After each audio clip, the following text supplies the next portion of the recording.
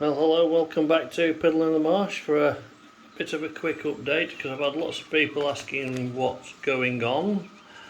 So, not a lot up top is the answer, but things have been happening down below.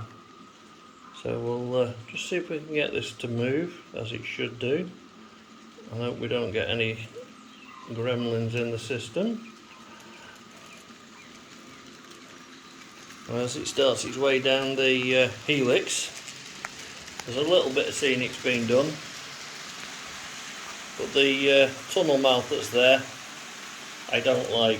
It's too big, so I've ordered a single bore one.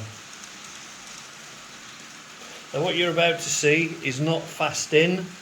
It has only been put in over the last 2 days, and it's just resting here at the minute. Now where the HST prototype is going to go is going to be its permanent home when it's not in use on the top, because at 6 coaches it's the longest one that I have. Excuse the picture of the bit of wood, but things have happened under here. None of it is fastened in. Sorry about the light. The 800's down here. There's no power feeds in or anything yet. It's all fed from the helix feed there. Oh.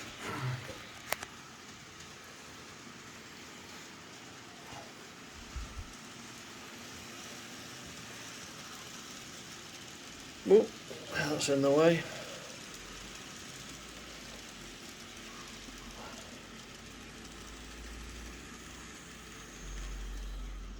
And we didn't crash the buffers, we did well. So that's the start of the fiddle yard.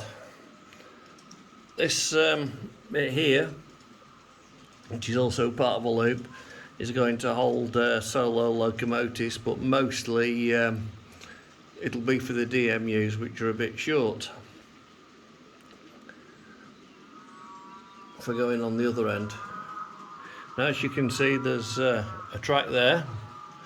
The 800 is sat on another track there, and there's another one there which goes up. Now if you just give me a minute while I crawl around the other side, and I mean crawl, I'll show you what's going off, or what I intend to go off. Right, so I've climbed out from underneath on the other side and come round to this side of the helix, so you can actually see what's going off. So you'll have to excuse my bad camera work because I'm not good. There's the HST that you saw go down, and there are 3 tracks that come across. One in the middle that's not being used at the minute. The 800's on the far side, and then there's this close one here. And then this is just a mock-up, so you can see with a gashed piece of wood. It's too small and too short, but it should give you the idea if I can get it right. The 6 foot by 4 foot piece, or 6 foot 6 by 4 foot, should slide across, and each one of these legs should meet up with one track on the sliding fiddle yard, and it rolls on these roller bearings, which are quite smooth, surprisingly. Now I've used these instead, or these are not fast on, they're just laid on there at the minute. Nothing's fast in at the minute. I've used these in preference to using the draw rollers that other people use, because I have noticed from watching fiddle yards on other layouts that they're great when they're new, but as they get a bit worn they start to sag, and I don't want that, and then you get issues with trains won't go up the step, which is obvious, and they uncouple. So I'm opting for these.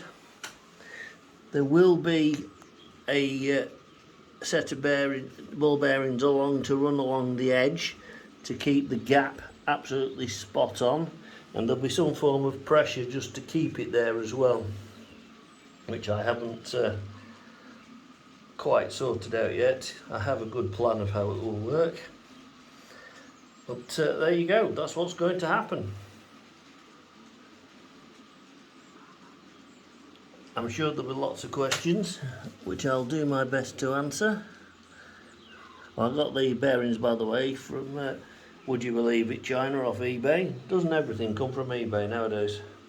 So that's it. There is another piece to go in here yet, but as you can see there's a load of crap in the way, so that will have to be moved, and there'll be another piece of wood go across which will act as the back support, so then it'll have 3 lots of runners plus the one on the front to stop it colliding with this, because if it actually touches, it doesn't slide, they lock together. Okay, so I'll leave it with you at that. I'll come back up top just as Charles Babbage goes by. 001 is running around. I say 50 because it's 5001's its DCC number.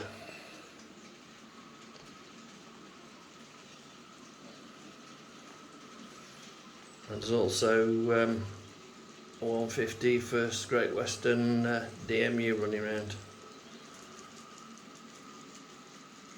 which, as I've only got one, its number's at 150 on DCC. Alright then, thanks for watching.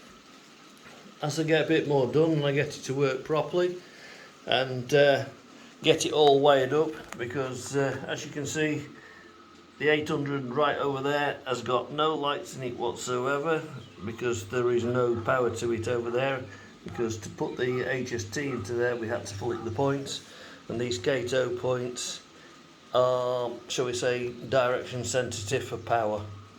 Whichever way you send the train, the power goes with it and it shuts the power off the other side.